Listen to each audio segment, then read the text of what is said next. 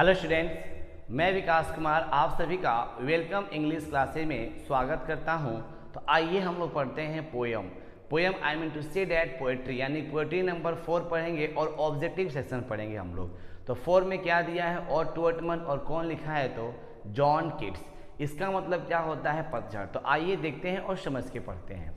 तो यहाँ पे क्या आपका दिया है और टुअर्टमन मतलब होता है क्या पतझड़। तो पतझड़ मतलब क्या होता है आइए समझते हैं। पतझड़ तो पतझड़ मतलब ये होता है कि फल और डालियों में जब फल और फूल या सब्जियां जब कुछ पक जाता है, अगर हम समय से उसको वहाँ से हटाते नहीं हैं, तोड़ते नहीं हैं, तो वो क्या होता है कि झड़ना यानी गिरना शुरू हो जाता है। तो वही यहाँ पे लिखे हैं जॉन कीट्स, और उसके बारे में क्या बताते हैं आइए देखते हैं हम लोग। तो क्वेश्चन आपका दिया है जॉन कीट्स वाज बॉर्न, इनका जन्म कब हुआ था? 1795, 1796, 1797, 1798। तो कब हुआ था? तो 1795, 1795 में इनका जन्म हुआ था। उसके बाद क्वेश्चन नंबर 2 है। 2 कहता क्या है died of tuberculosis of the age of 26, यानी कि 26 साल की उम्र में ट्यूबरकुलोसिस एक आपका क्षय रोग होता है, किसकी मृत्यु हो गई थी? तो जॉन कीट्स, जॉन डॉन, वाट व्हिटमैन, इनमें से कोई नहीं। तो किसकी हुई थी? तो जॉन कीट्स की। किसकी हुई थी? तो जॉन कीट्स की। उसका क्वेश्चन नंबर 3 देखें क्या दिया है। Keats was poet. कीट्स जो है कैसा कवि है? तो कैसा कवि है?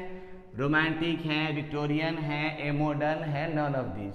तो क्या मारेंगे हम लोग? रोमांटिक। कैसे कवि हैं? तो रोमांटिक। आप बुक उठाइए और टुअर्टमन निकालिए, poetry section 4, introduction of writers देखिए, लेखक का नाम देखिए, वहाँ पे परिचय देखिए, शब्द दिया गया है, बहुत ही आसान लगेगा। आइए देखते हैं क्वेश्चन नंबर 4 कहता क्या है was a great lover of nature. Great lover of nature, यहाँ एज कितना था? 26। यानी प्रकृति से कौन बहुत ज़्यादा प्रेम करते थे? John Keats, John Donne, Pope, Rupert Brooke. तो यहाँ पर क्या भरेंगे हम लोग? तो जॉन कीट्स। कौन कर रहे थे? तो जॉन कीट्स। आइए क्वेश्चन नंबर देखते हैं 5। Lamia and Hyperion are written by. Lamia और हैपरिन कौन लिखा है? तो John Donne, Kamala Das, Walt Whitman, John Keats. कौन लिखा है? तो जॉन कीट्स। तो जाहिर सी बात है आप इसको एक बार देखिए, समझ के बनाइए, बहुत ही आसान लगेगा ये। आइए देखते हैं क्वेश्चन नंबर 6 क्या कहता है। कहता है Keats first poem under the imprison of Spenser's Faerie Queene. Faerie Queene line in imitation of Spenser was published. ये प्रकाशित कब हुआ था? ये फेयरी क्वीन जो कविता थी जॉन कीट्स की, वो प्रकाशित कब हुई थी? 1814, 1815, 1819, 1817। यानी क्या 1814, 1815, 1819, 1817। तो कब भरेंगे? कब हुआ था? तो 1814, 1814 में ये प्रकाशित हुआ था। Next question number 7। Kids narrative poems include. इनके कौन कौन से, मतलब किड्स ने इस चैप्टर में कौन कौन सा पोएम इंक्लूड किया, ने शामिल किया है? इंडेमियन, लेमिया, बोथ। तो यहाँ पर क्या करेंगे हम लोग? तो आपका दोनों, यानी कि इंडेमियन एंड लेमिया, ये दोनों इंक्लूड किए थे। कौन? तो जॉन कीट्स। आप जितना भी क्वेश्चंस दिया गया है सबको एनालिसिस कीजिए, बहुत ही आसान तरीके से ये बनेगा। आते हैं 8। A thing of beauty is a joy for ever. कोई वस्तु होती है जो सुंदर लगती है तो हमेशा के लिए सुंदर ही लगती है। एंड ब्यूटी इज ट्रूथ, ये बात सही है कि ब्यूटी इज ट्रूथ, सुंदर ही सत्य है, एंड ट्रूथ इज ब्यूटी, और सत्य ही क्या है? तो सुंदर है। तो किसने कहा था? वाट व्हिटमैन, कीट्स, जॉन डॉन या विलियम शेक्सपियर। तो किसने कहा था? तो जॉन कीट्स। आप ना देखेंगे ना इंट्रोडक्शन का सबसे लास्ट नीचे का लाइन दिया हुआ है राइट साइड में, ये आपको लाइन्स मिल जाएंगे, ठीक है।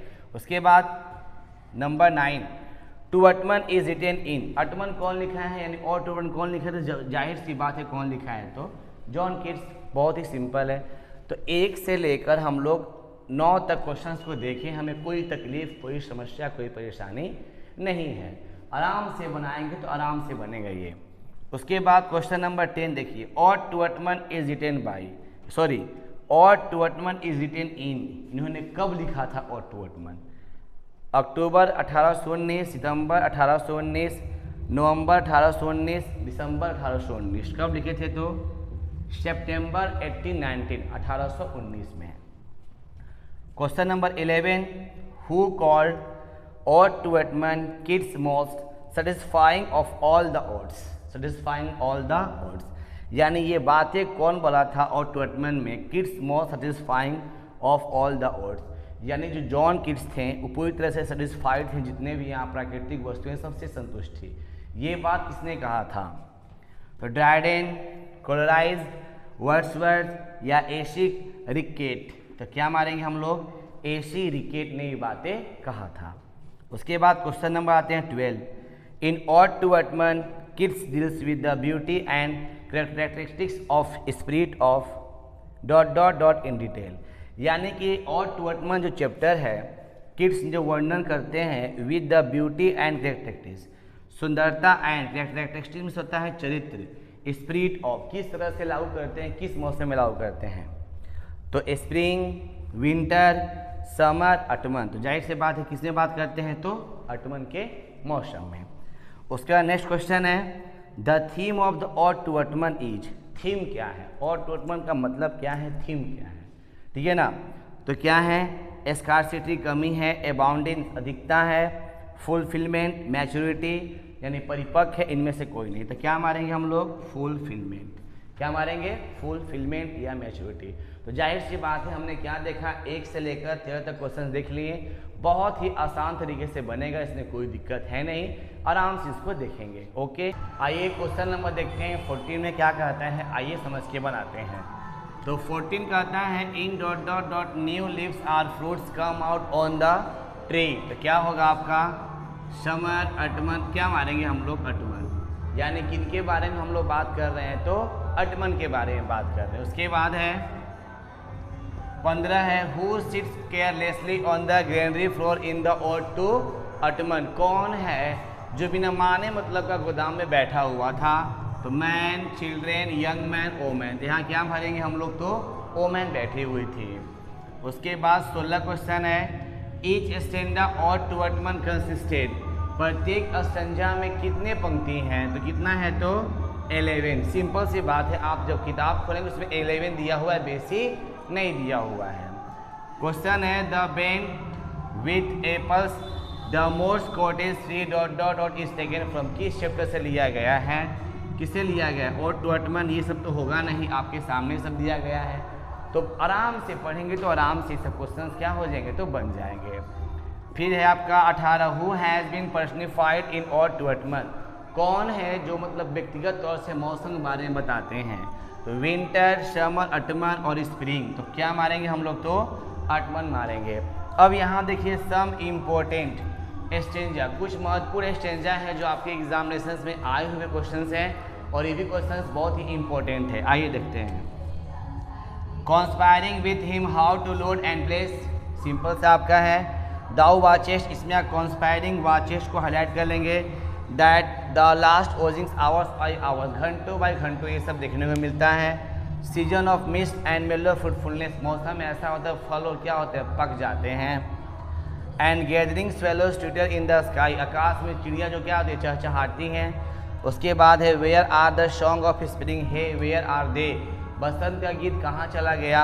उसके बाद दे हेयर सॉफ्ट डॉप डॉप lifted by the winnowing wind, जब हवा बहता है तो बालें उड़ने लगते हैं। उसके बाद and fill and fruit with ripeness to the core, और जब फल और सब्जियां पक जाते हैं उसको आंतरिक कोर में देखते हैं तो सब पक जाते हैं। तो किस चैप्टर से लिया गया है? चैप्टर का नाम आपका क्या है? तो ऑड टू एटमन। क्या नाम है? Ode to autumn. और राइटर कौन सा है? तो जॉन किड्स। John Keats. तो 1 से लेकर जितना भी यहाँ पे क्वेश्चन नियर अबाउट 25 तक क्वेश्चन दे गया है, आप उसको क्या करें? नोट करें, और नोट करने के बाद आप उसको बनाएं। सो watching this video, thanks for watching this video. देखने के लिए आप सभी को धन्यवाद।